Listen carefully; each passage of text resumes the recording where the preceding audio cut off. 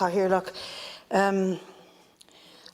I think I want to start by saying that in discussing the European Union in a post-Brexit situation, I take a certain amount of pleasure in it, because pre-Brexit, people before profit in particular, north and south of the border, were accused of being Brexiteers because we made criticisms of the European Union. We made criticisms of the European Union on the basis of their militarisation, on the basis of their policies towards migrants, on the basis of their bailout of that wrecked the Greek economy, and their subsequent bailout that wrecked the Irish economy and brought this country into a dreadful state of austerity. The carnage that was wreaked on the Greek economy was something that the Greek people have paid for and are paying very dearly for.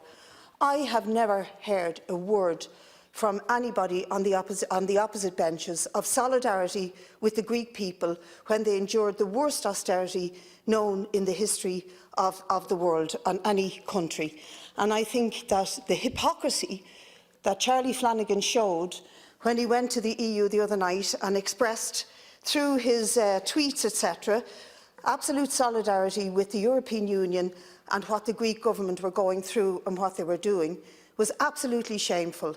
It really angered me, and it angered so many people, because what is happening in Greece at the moment is not something to be proud of. It is not something to show solidarity with. It is barbaric, it is inhumane, and it should be utterly condemned. And I don't believe that Charlie Flanagan spoke for the majority of Irish people. I do believe that the solidarity of Irish people with refugees, against fascism, against war, against climate chaos, against famine, is something that has always been expressed. Even when I was a kid, we constantly collected pennies for what they called the black babies. We never saw them as our enemy or somebody to be beaten over the head or drowned in the sea. And even though there have been arguments and protests in this country recently over the location of direct provision centres, in the main, the arms were open of the Irish people to those who are misfortunate enough to have lived in Syria through the worst prolonged war in Europe for a long, long time, on the edge of Europe for a long, long time, to those who lived in conditions of famine and drought and climate change that have forced them to seek refuge across the European borders. So I think it's shameful that the Irish government have expressed that solidarity with the behaviour of the Greek government in this circumstance, and I think if others in this country, whether they're far-right, fascists or racists, feel that they cannot welcome refugees, then Charlie Flanagan and this sitting government, or this caretaker government, has fed into that idea. They have given them comfort, they have given them solace, rather than telling them that they're utterly wrong to take a view of desperate people as somebody to whom you show solidarity with their torturers and the barbaric treatment that they're receiving. We should be decrying the behaviour of the Greek government and the solidarity that Europe has shown with them. The Greek government are acting in breach of their own laws, of the laws of the European Union. They're acting in breach of international laws, and we do know that Turkey are trying to use the refugees as a bargaining chip, but then we as a government endorse the EU paying Turkey millions and millions over the years to house and to hold in and to harbour those refugees, just like we have done even in worse circumstances in Libya. It has been shameful, a shameful record. And on this side of the House, people before profit were critical of the EU for all of those reasons. We were never Brexiteers, but we believed a critique of the EU was fair and open, and I think that that reality is exposed today, and that criticism of the European Union has been vindicated. I want to spend a few minutes by reading a letter that I received from somebody who's directly involved with this crisis, and it'll take a few minutes, but it's a very articulate and a very impassioned letter, and I'd like people to listen to the details. I'm writing to urge immediate action and international intervention on the Greek island of Lesbos in accordance with international and humanitarian law. The Aegean Islands have descended into crisis. 5 years of neglectful EU policy has finally culminated in days of strike and protest, violence and extreme danger for refugees, volunteers working for NGOs on the island and the locals. Turkey announced it was opening its border to Europe last weekend, and in response, Greece officially decided to suspend fundamental human rights to seek asylum for a month. As well as deploying major military forces to the border, neither of these actions are permitted by international law. As the events of Lesbos unfold, This Ireland is once again impotent and silent, and our media is deafening. Events since Saturday, 29th of February include the following.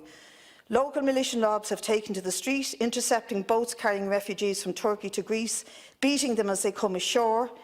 The Hellenic Coast Guard are no longer responding to boats in distress. 2 children drowned this morning off the coast of Lesbos. Many more have been hospitalised. The Hellenic Coast Guard has been filmed driving large boats at very fast speed past refugees' dinghies in an attempt to capsize their boats, attacking small boats and not responding to calls. The violence has turned towards volunteers working for the NGOs who are demonised as part of the problem. They've been attacked by local Greek far-right groups and beaten. They are now forced to stay in their houses with their lights off, and that means there is no NGO help on shore or in the camps.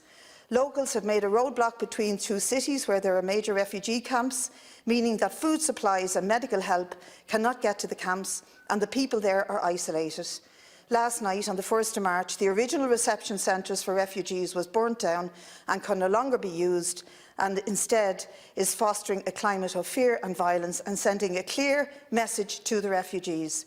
The Greek army today, on the 2nd of March, started a military exercise with live ammunition, shooting towards the area where most of the refugee boats are crossing. And this will be ongoing 24/7 until further notice. The first victim of Greek fire was a Syrian man, killed at the land border with a bullet in the neck.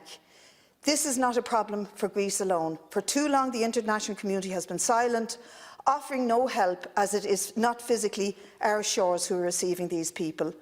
I'm asking for immediate discussion and action in the Dáil and the wider international community on a solution to move people from the Greek islands to a place of safety for processing in accordance with the obligations as set out under Article 78(3) of the Treaty of Function of the European Union and the 2001 Directive on Temporary Protection.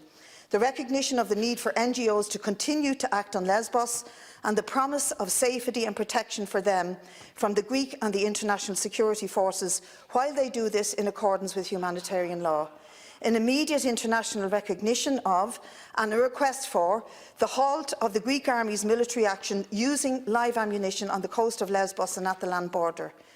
I remain steadfast in my belief that asylum seekers and refugees have the right to legal processes and that political irresponsibility can be made good enough through effective and humane policy governments. Ignorance is no longer an excuse. Europe must act. What have the Irish Government done? And Caretaker Minister, I'd like you to explain to us exactly what the Irish Government has done.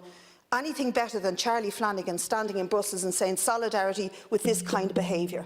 It is outrageous, it doesn't represent the sentiment of the Irish people, and something more positive, more humane, more direct, telling the Greek Government to stop breaking the EU laws and the international laws needs to come from this state. Otherwise, we are utter and total hypocrites.